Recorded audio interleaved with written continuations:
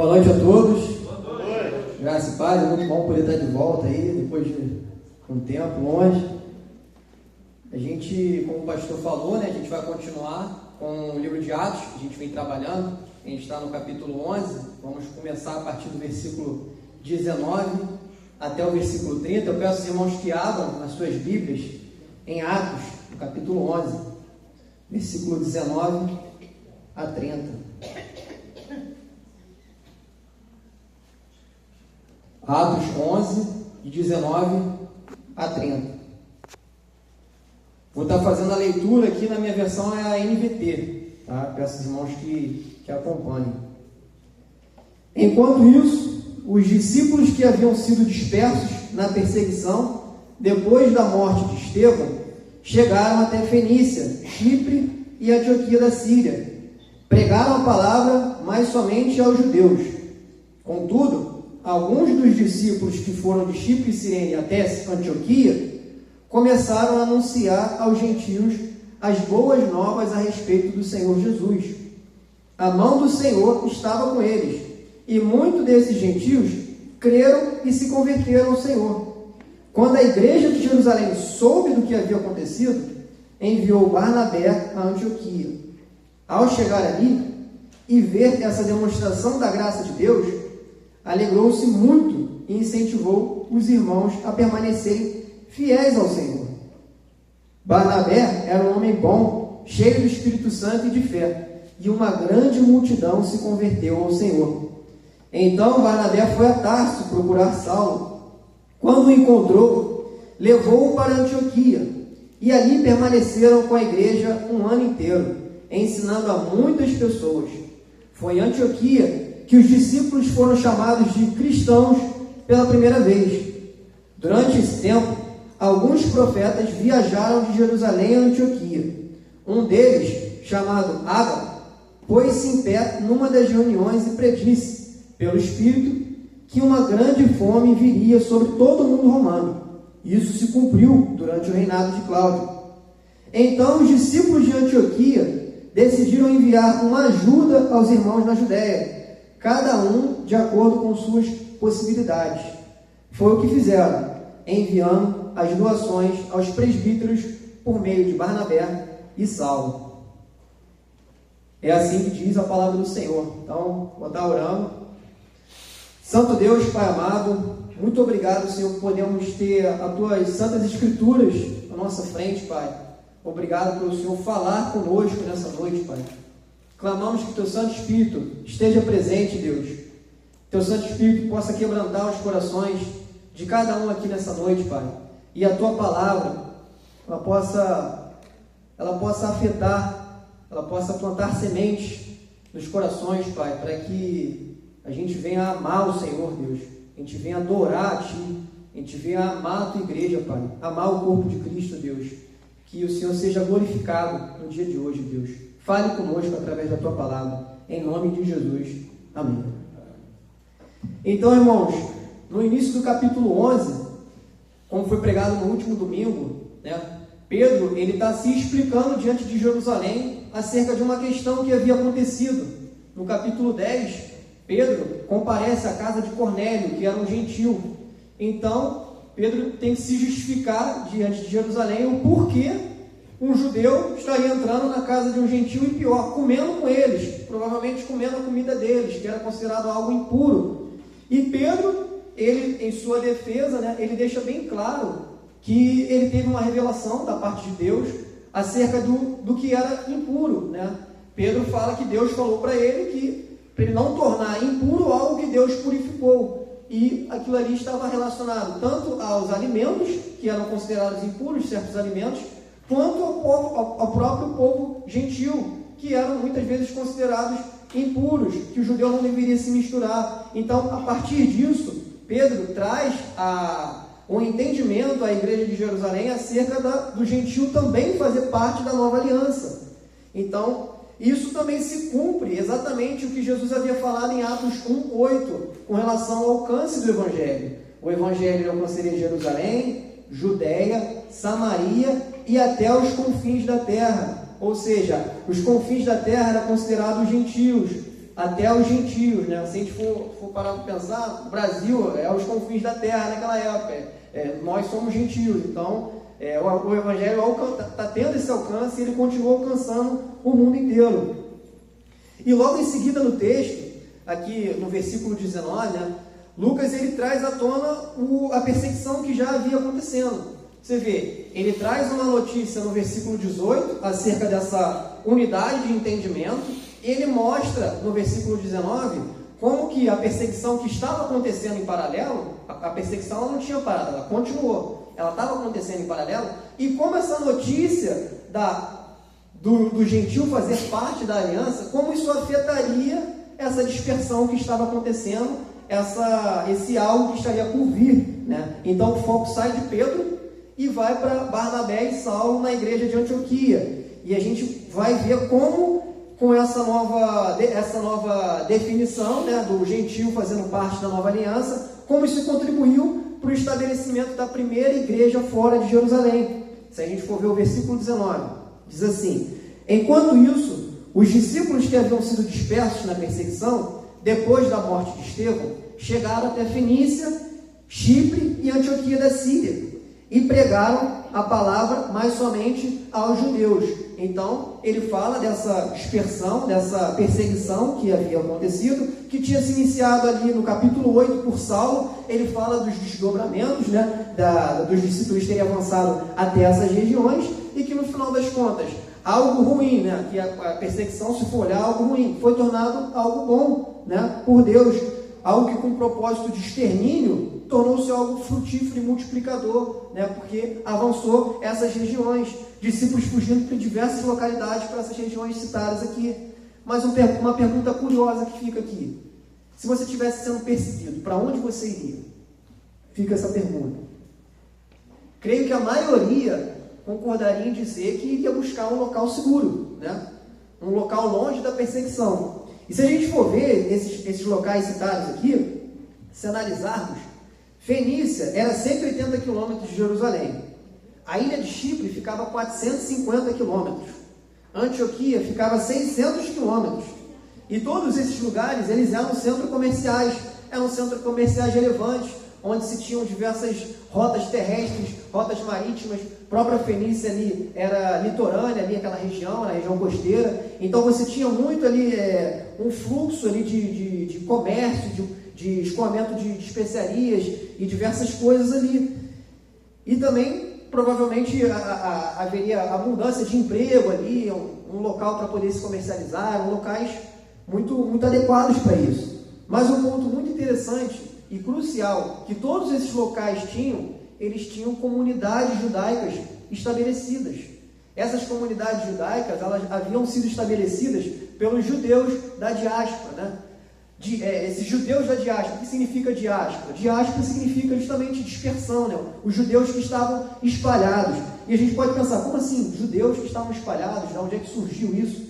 Esses judeus espalhados, eles surgem, se a gente for lembrar ali no Antigo Testamento, o período em que Israel foi dominado ali pelos babilônios, pelos assírios, que eles passaram um período no exílio, e existe um momento em que eles retornam do exílio para Israel, né? O livro de Esdras, no capítulo 2, e Neemias, no capítulo 7, tem uma série de lista de nomes, um monte de nome, de família, de todo mundo listado lá, dos que retornaram para Israel. Só que tiveram algumas famílias que continuaram. E essas famílias continuaram em seu território, com os seus bens, continuaram mantendo seus costumes, suas tradições, foram firmando mais relacionamentos, firmando comunidades judaicas, foram construindo sinagogas.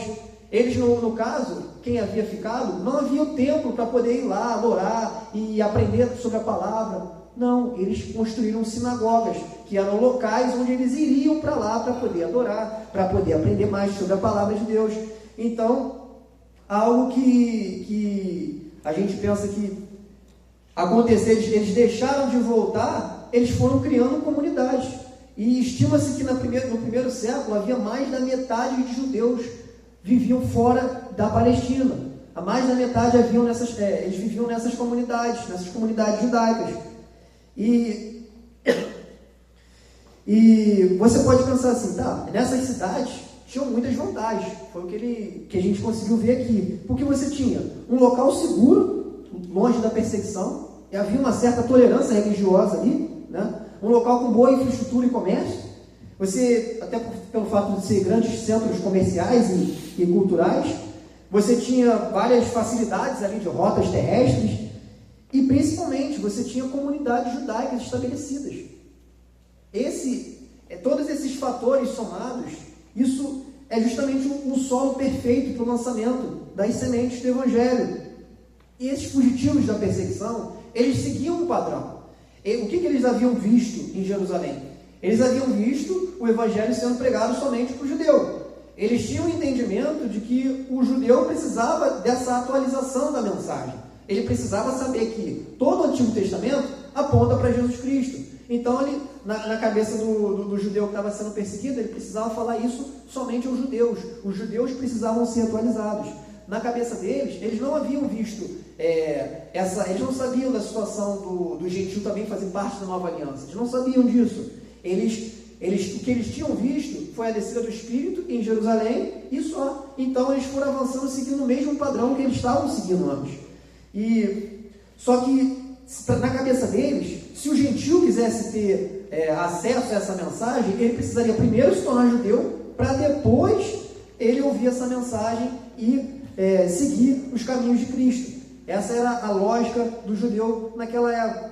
Mas a gente vê que há uma quebra nesse padrão. É uma quebra nesse padrão somente anunciar a mensagem ao judeu, que é o que a gente vê no versículo 20. No versículo 20 diz assim: contudo, alguns dos discípulos que foram de Chipre e Cirene até Antioquia começaram a anunciar aos gentios as boas novas a respeito do Senhor Jesus. Em algumas versões aparece que eles anunciaram aos gregos, mas aqui, no caso, gregos, ele se refere aos gentios, né? Não se refere a quem é da Grécia, algo do tipo, não. Ele se refere aos de fala grega, tá? No caso, aos gentios. Então, o pessoal em Jerusalém estava definindo a unidade acerca de pensar, né, que o gentil também faria parte dessa nova aliança, só que eles não esperaram essa definição chegar para que eles anunciassem ao gentil. Era algo que eles já estavam fazendo, né? E se a gente parar para pensar, Cirene é uma cidade que não havia sido citada no versículo anterior, mas Cirene tem sim comunidades judaicas estabelecidas lá. E a região da Cirene é uma região mais longe ainda, fica a 1.100 quilômetros de Jerusalém, ela é no norte da África. E a gente vê algumas passagens no Novo Testamento que mostram judeus dessa região. Se a gente for ver em Atos 6:9, vou estar lendo aqui Atos 6:9. Então, alguns dos que eram da sinagoga chamado dos libertos, dos sirineus, dos alexandrinos, dos da Sicília e da província da Ásia, se levantaram e discutiam com Estevão. Ou seja, mostra aqui que nessa sinagoga haviam judeus de Cirene. Também em Atos 2:10, no momento em que há a descida do Espírito, e cada um vai falando, judeus de determinada região, fala judeus de Cirene, que então fica bem claro que Cirene, essa cidade, era uma cidade em que existia uma comunidade judaica estabelecida. Mas aí a gente pode se perguntar assim, mas por que esse movimento de ir até Antioquia? Por quê? Por que isso? Antioquia era a terceira maior cidade do Império Romano. Era um grande centro comercial, com grandes rotas para chegar até lá. Uma cidade muito, muito extensa. Existia diversas culturas naquela cidade. E principalmente, existia uma das maiores comunidades judaicas naquela cidade.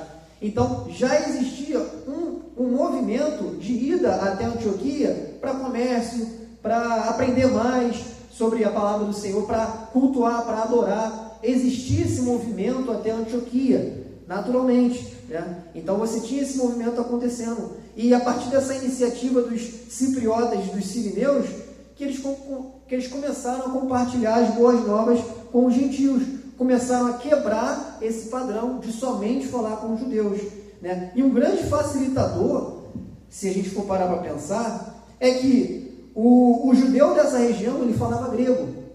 Ele é diferente do judeu de Israel, que era um judeu que falava aramaico. Então, existia um facilitador com relação ao idioma. E, de certa forma, como ele era um judeu que estava inserido em outras culturas, ele tinha uma abertura melhor, ele entendia um pouco mais a cultura do gentil, ele conseguiria falar de forma mais aberta para o gentil, ao contrário do judeu, o judeu, digamos, puro, né? O judeu somente de Jerusalém ali, que era mais fechado ali, era mais nacionalista com relação à fé.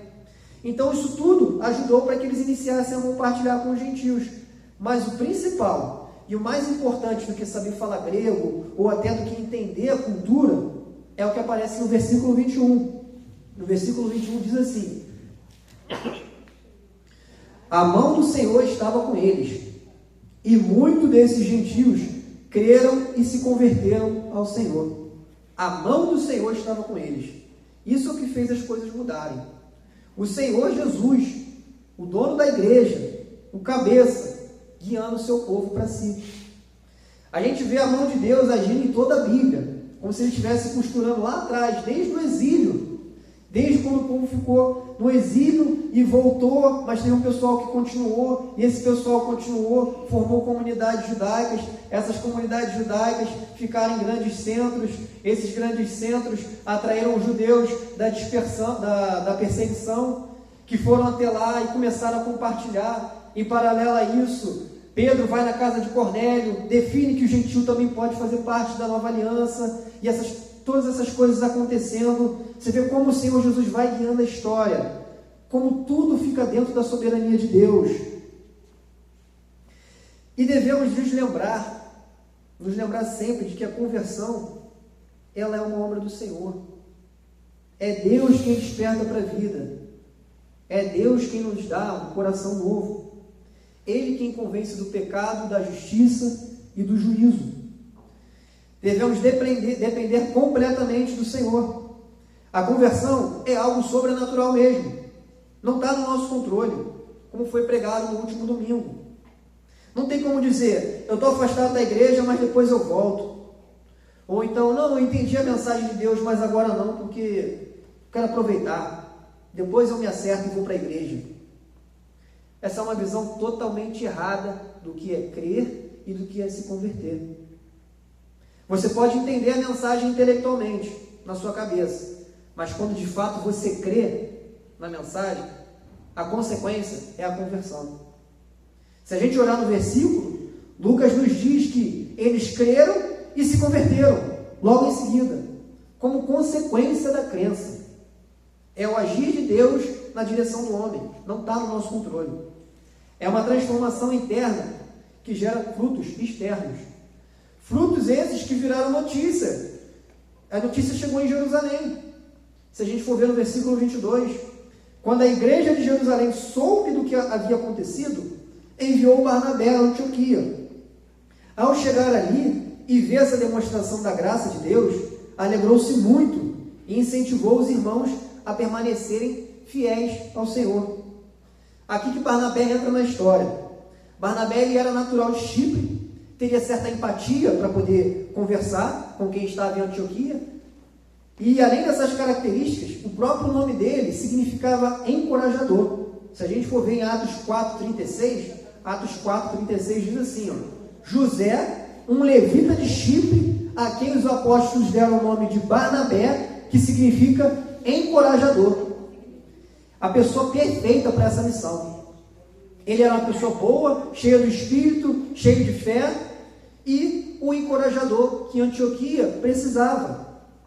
E é interessante que nesse ponto a igreja de Jerusalém já entendia acerca do gentio fazer parte da nova aliança. Então ele não foi enviado com um ar de vai lá ver, o Barnabé, o que está acontecendo lá, que coisa estranha é essa que está acontecendo lá, que eles estão falando dessa mensagem.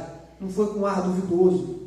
Não, ele foi enviado para, vai lá Barnabé, confirma se é a mensagem de Jesus, e se for, encoraje eles que eles continuem, ajude eles a persistirem na fé, ajude eles a crescer, a serem relevantes, para que mais pessoas sejam alcançadas.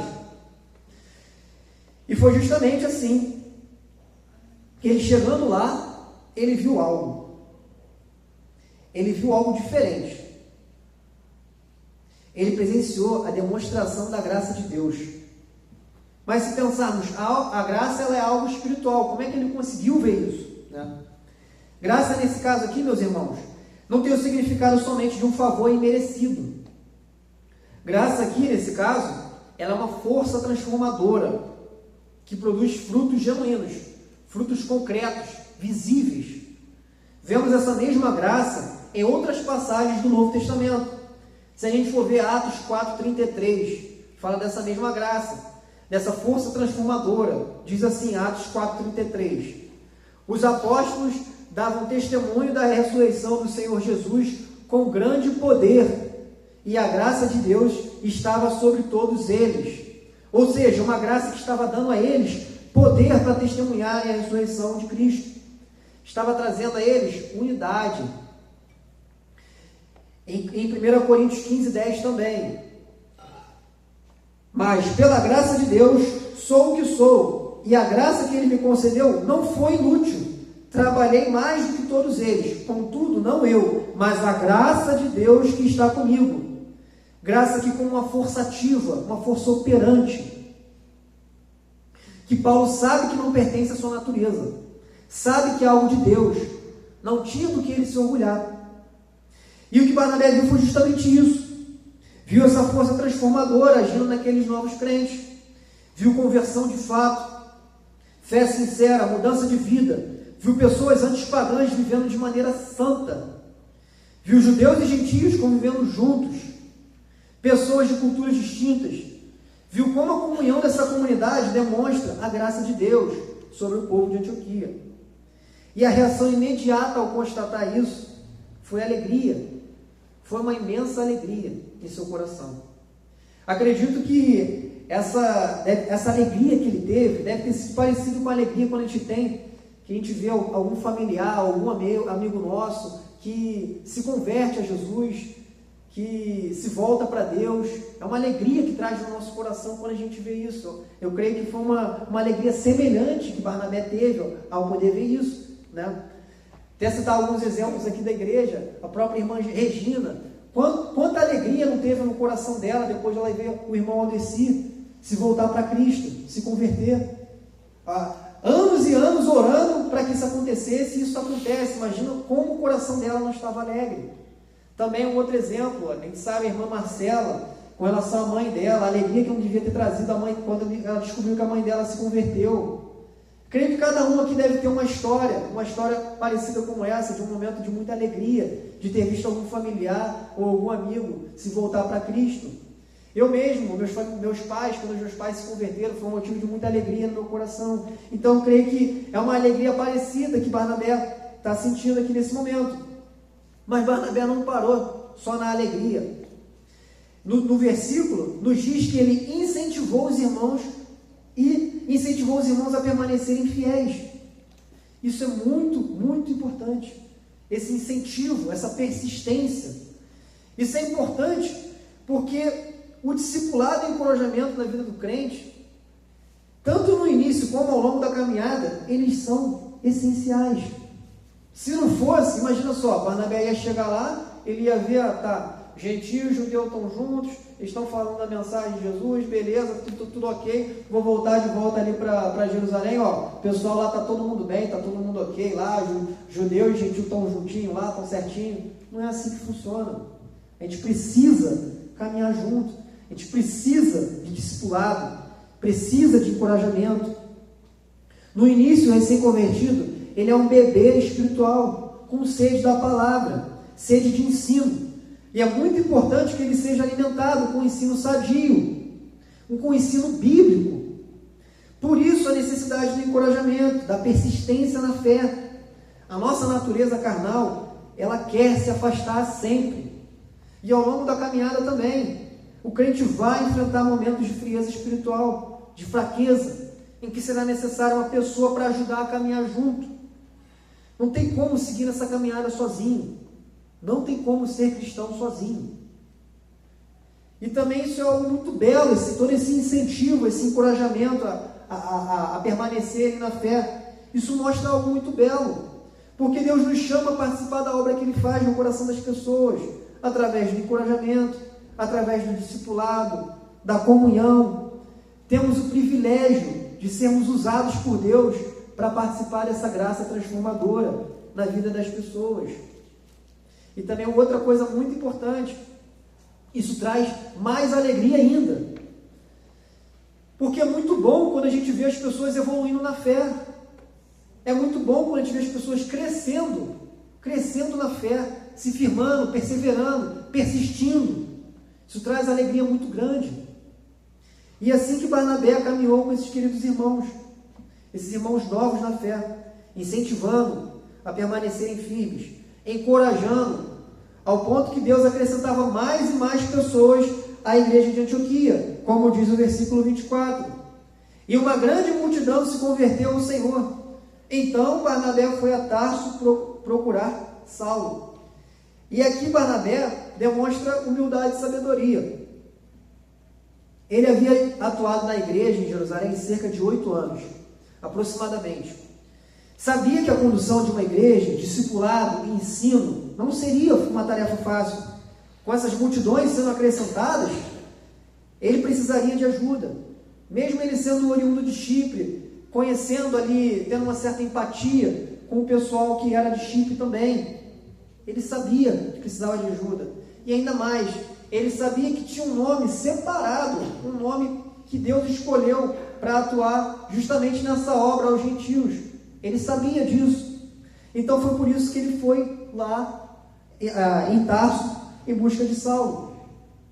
E Saulo, ele aparece aqui no capítulo 11, ele, desde do capítulo 8, 9, ele apareceu pela última vez, mas ele reaparece aqui no capítulo 11, dando um entender de que parece que foi um espaço curto, né? Desde que ele foi para Tarso até ele reaparecer aqui. Mas se a gente for olhar o livro de Gálatas, ali no primeiro capítulo, e for ver algumas coisas que Paulo vai falando, a gente consegue traçar mais ou menos aproximado quanto tempo demorou desde o tempo da conversão dele até esse momento em que ele foi convocado, né? Após a sua conversão, provavelmente ele ficou alguns dias ali em Damasco, né?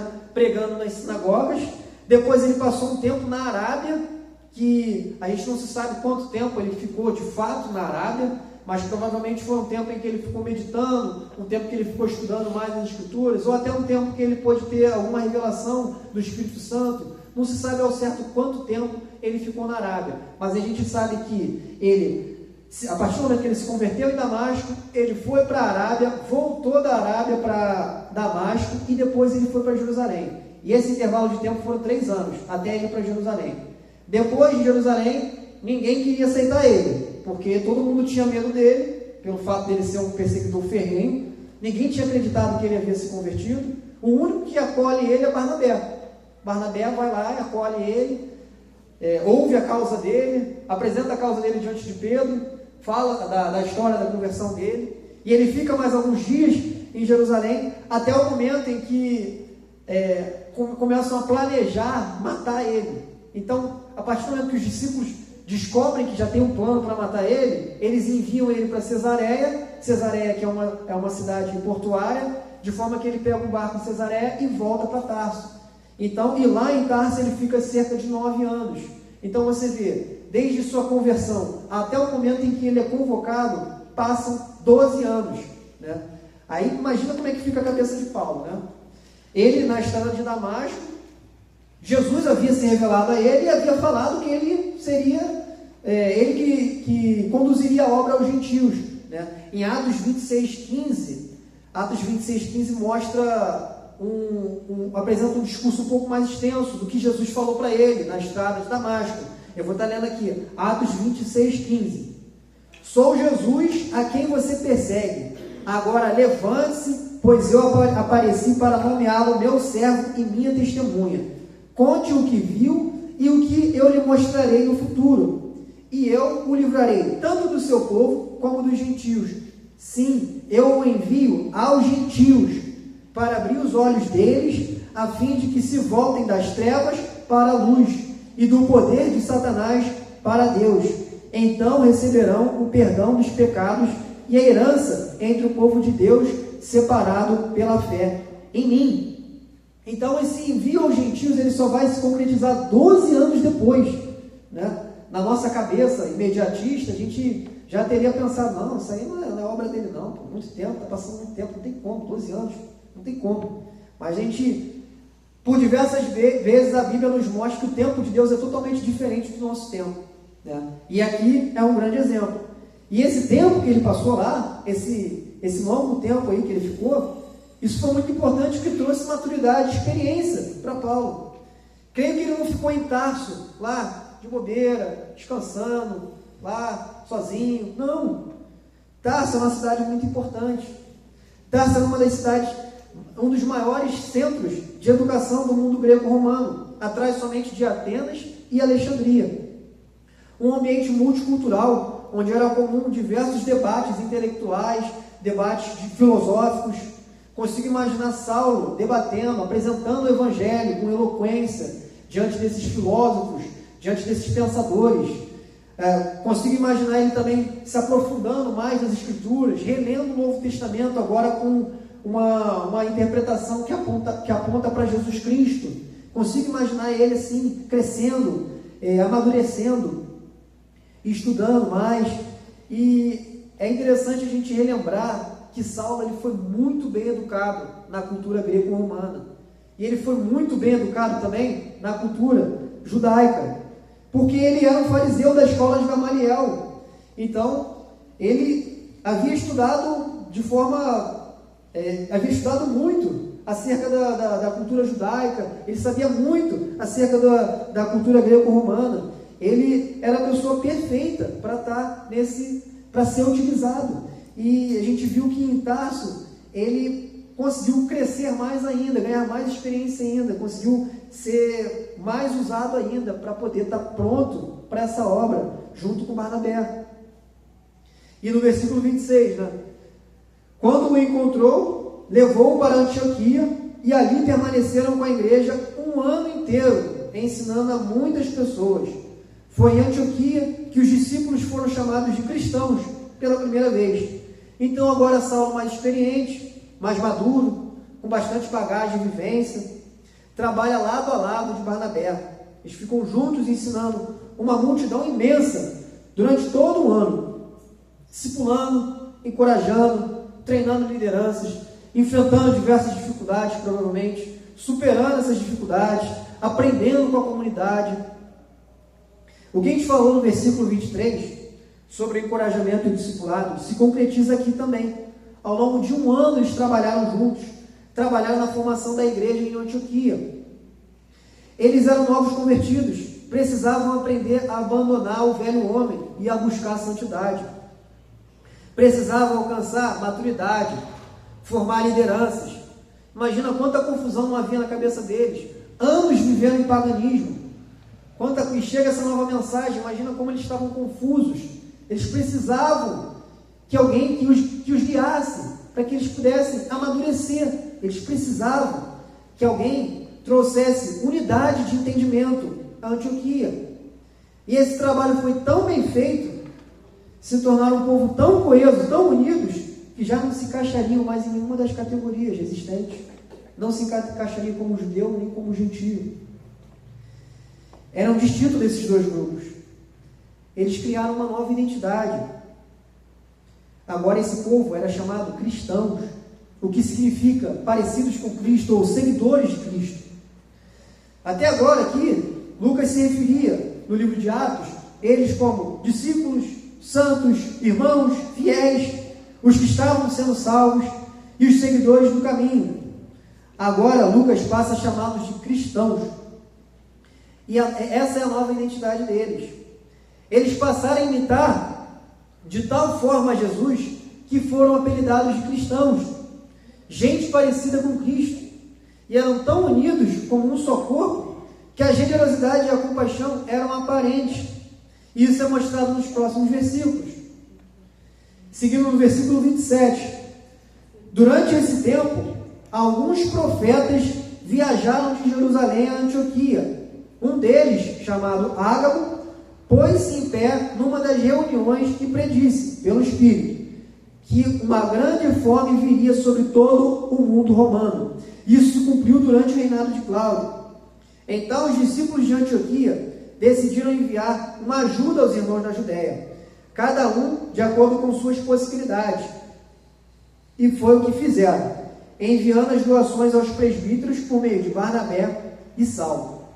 Historiadores, eles afirmam que durante o reinado de Cláudio, como é citado aqui, ocorreu uma grande escassez de grãos, uma grande escassez de alimentos naquela região. E muito se deu por diversas questões climáticas, por irregularidades nas enchentes do rio Nilo, onde toda aquela região ali foi afetada, e é uma região que distribuía alimentos ao redor do Império Romano, e então, por conta disso, você teve uma grande fome naquela região. E essa fome na Judéia, especificamente, foi algo pior, porque esse próprio imperador romano Cláudio, ele expulsou todos os judeus de Roma. Atos, no capítulo 18, no versículo 2, mostra que os judeus de Roma, eles foram expulsos. Então você imagina, você tem um local em que você está tendo escassez de alimentos, você está tendo fome, e você ainda vê mais pessoas para aquele lugar. Aí aquela situação, aquela região vai ficando cada vez mais crítica. E é o que aconteceu, a Judéia ficou com uma fome que assolou toda a igreja na Judéia. E o profeta Ágabo, ele predisse que essa fome iria acontecer, essa fome ela ia assolar a igreja, e a reação da igreja frente a uma necessidade, a reação dos imitadores de Cristo, a reação dos cristãos foi estender a mão. Foi estender a mão à igreja da Judéia, ajudá-los, cada um de acordo com suas possibilidades. E eles levantaram ofertas antes mesmo da profecia se cumprir. Isso mostra tamanho comprometimento pelo sofrimento alheio e compaixão pelos seus irmãos em Cristo. Reparem que Ágabo não chegou lá dizendo, tá sem comida lá em Jerusalém, o pessoal está morrendo de fome. Ele não chegou com esse discurso, ele falou que iria acontecer. E a igreja foi e reagiu, antes mesmo de acontecer.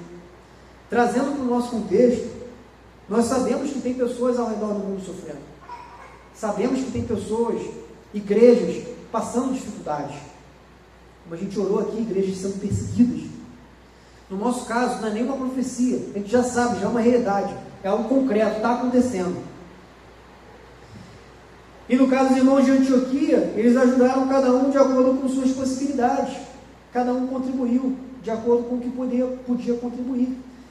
E a gente teve o privilégio aqui de ter um missionário da África, nos trazendo para a gente a realidade, a dificuldade, a pobreza, a escassez que há em algumas igrejas na África, em algumas regiões da África. Ele trouxe o quanto é importante essas ofertas, o quanto essas ofertas elas ajudam. E a gente sabe também, diversas igrejas ao redor do mundo, a igreja na Nigéria, não sei se os irmãos estão cientes, uma série de atrocidades está acontecendo, vilarejos sendo queimados, igrejas sendo queimadas na Nigéria. Então, é uma situação e diversas outras atrocidades também acontecendo. A gente sabe que isso é uma realidade, a gente sabe que igrejas passam fome, que pessoas passam dificuldades, e qual que é a nossa ação diante disso tudo? Aqui vemos uma igreja totalmente comprometida com a ajuda ao próximo, com a ajuda aos irmãos que estão necessitados. E o que a gente pode fazer? Como podemos contribuir de acordo com as nossas possibilidades? A gente sabe que tem a Junta Mundial de Missões, você pode contribuir mensalmente. Existem outras organizações também, sérias, comprometidas, responsáveis, para poder estar ajudando. Mas principalmente, elas precisam de oração, como a gente ora todo domingo. Precisa que a gente separe um tempo de oração ao longo da nossa semana, um tempo intencional para estar orando por essas pessoas. Se você não pode contribuir de forma financeira, ajude com oração, é extremamente necessário.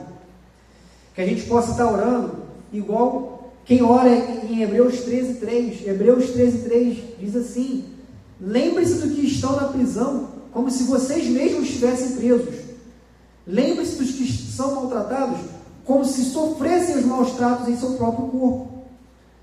Quando a gente ora como se fosse nós sofrendo, isso traz um sentimento de urgência muito maior. Isso traz um senso, uma compaixão muito maior. Então, fazendo um resumo do que a gente viu aqui nessa passagem, né? A gente viu no início a dispersão acontecendo por conta da perseguição e as comunidades judaicas já estabelecidas em algumas localidades, com o agir de Deus em cima disso tudo, como isso contribuiu para o avanço do Evangelho para os gentios. Vimos como a graça de Deus agia no meio de Antioquia e como Barnabé foi fundamental para encorajar os novos convertidos em Antioquia. Aprendemos acerca da trajetória de Saulo e como foi importante esses 12 anos para que ele pudesse ser preparado e pudesse atuar na obra ali em Antioquia e posteriormente ser um grande protagonista da igreja no primeiro século. Aprendemos como o pastoreio e o cuidado são fundamentais para o estabelecimento da unidade da igreja e de sua identidade, agora conhecido como cristãos. E como esses cristãos agiam frente à diversidade de uma igreja irmã, sempre sendo solidários. Com base nisso, a gente pode avançar para algumas aplicações. E a primeira delas é que devemos fazer a nossa parte, independente das circunstâncias. Se pegarmos cada um desses fatos isolados, pessoas de culturas diferentes, perseguição acontecendo, fome assolando a igreja, parece algo impossível aos olhos humanos. Como que a igreja consegue se organizar assim, num ambiente como esse? Como ela vai continuar assim? Lembremos que o Senhor Jesus cuida da igreja. Ele é o dono. E ao longo do livro de Atos, nós vemos a condução de Deus, vemos o agir das mãos de Deus. Cada um desses acontecimentos não fugiu da soberania de Deus, contribuíram para a expansão do reino. Se ele sustentou no passado, assim continuará sustentando até os dias de hoje.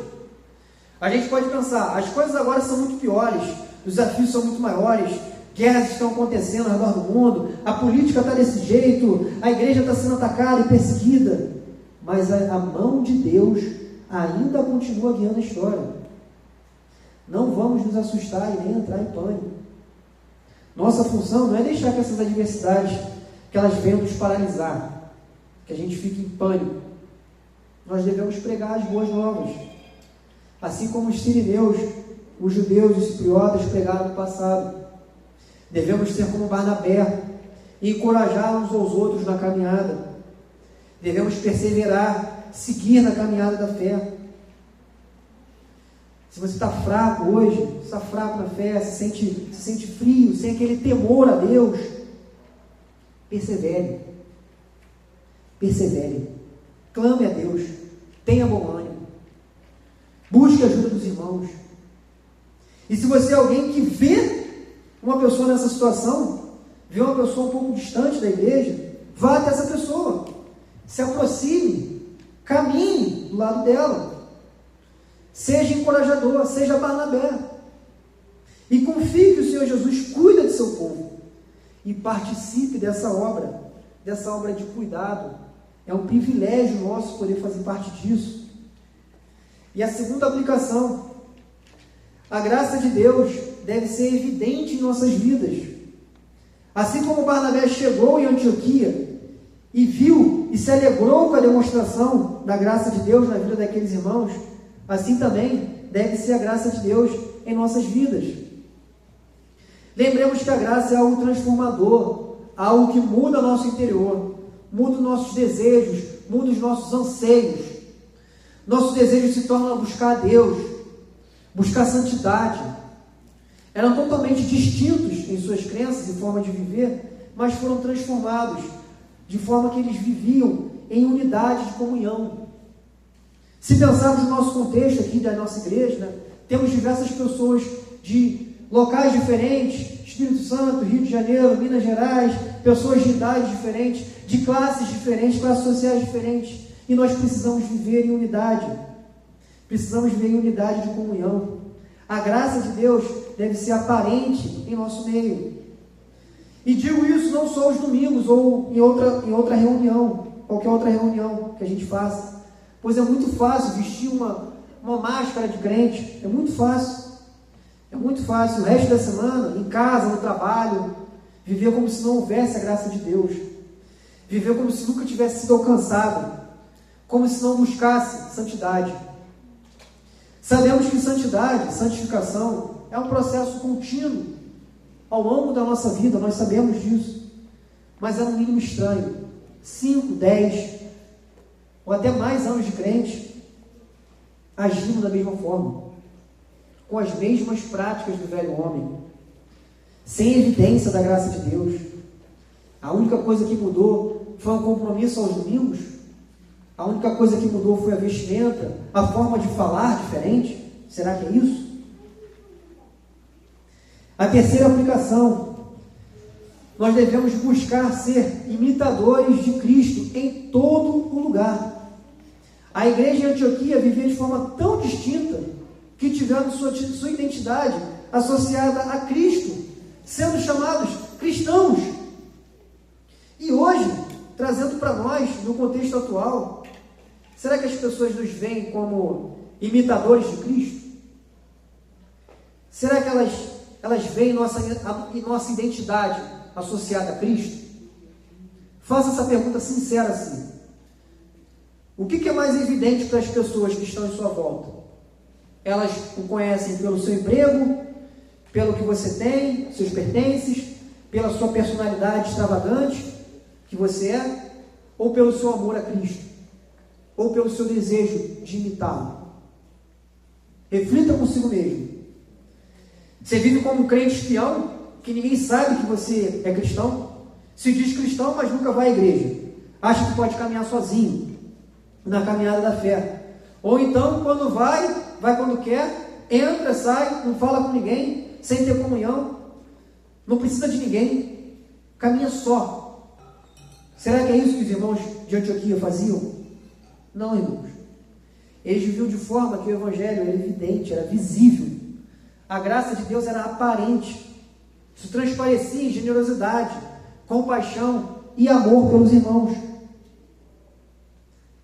E se você que está aqui ainda hoje não foi alcançado por essa graça transformadora, eu apelo ao seu coração. Eu apelo para que você se arrependa de seus pecados. Se arrependa da sua autojustificação em achar que pode viver a sua vida sem Deus, que você é bom o suficiente. E creia que Jesus é o único e suficiente Salvador. Todos nós somos pecadores. Todos nós. E não temos mérito na nossa salvação. Não temos mérito nenhum. É graça de Deus. Efésios 2, de 8 a 9, nos diz assim. Efésios 2, de 8 a 9. Vocês são salvos pela graça, por meio da fé. Isso não vem de vocês. É uma dádiva de Deus. Não é recompensa pela prática de boas obras, para que ninguém venha se orgulhar. Ele pagou o preço do nosso pecado na cruz. Ele tomou sobre si a ira de Deus, a ira que deveria vir sobre nós. Essa é a boa notícia. Essa é a boa nova de Jesus. Tenha fé que essa graça pode te alcançar, restaurar o seu coração. Creia nessa mensagem.